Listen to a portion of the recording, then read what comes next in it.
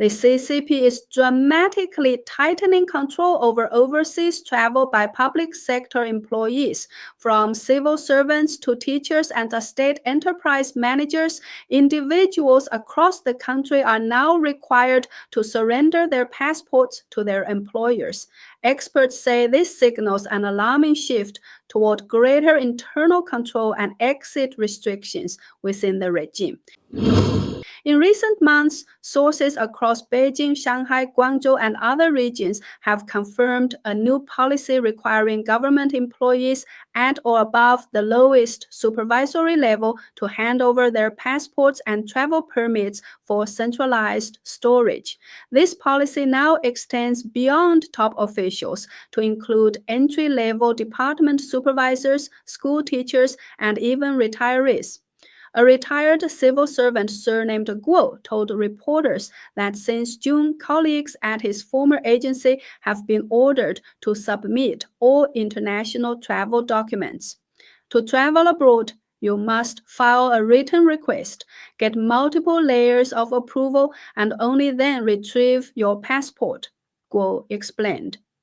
Mr. Liu, a manager at a central state-owned enterprise, shared his experience of having to apply a month in advance to travel. Even for visiting family, you need an extra form, he said, noting that his wife, a university lecturer, was denied a second overseas trip in the same year. In Guangzhou, a primary school teacher's passport was also confiscated. Now, even a short trip to Hong Kong requires approval, a resident said. Spontaneous travel is impossible unless you leave the system. According to Ms. Sun, a manager at a state-owned bank, restrictions began years ago. We were only allowed 2 trips a year with prior approvals. Eventually, the documents were taken away entirely. The policy affects retirees too.